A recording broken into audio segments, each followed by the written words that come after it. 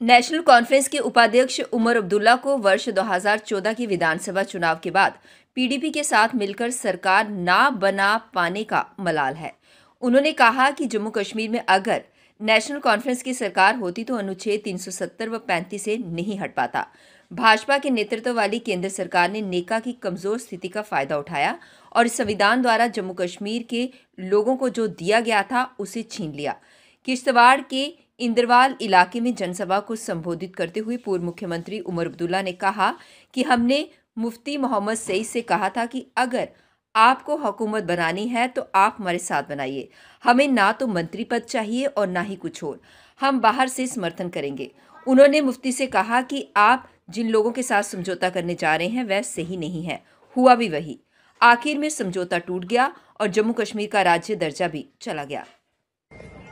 अगर हम सीटें नहीं हारते, अगर पिछले असेंबली इलेक्शन के बाद नेशनल कॉन्फ्रेंस की हुकूमत बनी होती, कोई 370 नहीं हटता, कोई 35 से ही नहीं हटता, कोई आपकी रोशनी की जमीनें जो हैं वो कोई आपसे वापस नहीं लेता, कोई आपके बच्चों के जो रोजगार के ऑर्डर हैं वो गायब नहीं होते, कोई बाहर से ठेकेदार नहीं आता, यहां का ठेकेदार काम कर रहा होता। लेकिन क्या करें, मुझे कोई इख्तिदार की लालच नहीं है, ना मेरे साथी मिनिस्टर बनना चाहते हैं आपके साथ। हमें आपका मेंबर पार्लियामेंट, राज्यसभा या एमएलसी भी नहीं चाहिए।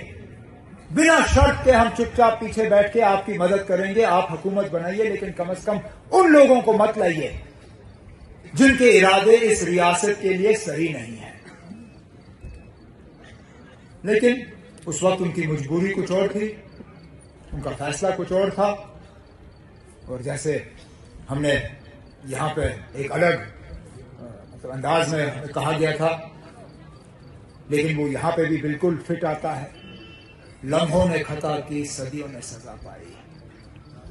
अब उस एक फैसले का हम कब तक सजा भुगतेंगे समझ में नहीं आता, क्योंकि कोई भी हमसे की गई बात जो है वो सच साबित नहीं होती। हमें कहा गया था कि 370 हटाने से यहां अमन आएगा, यहां तरक्की के काम शुरू होंगे, यहां बाहर से पैसा आएगा और लगेगा, यहां पे नौजवानों को रोजगार ढूंढना नहीं पड़ेगा, घर बैठे बैठे उनको रोजगार के ऑर्डर फराहम किए जाएंगे।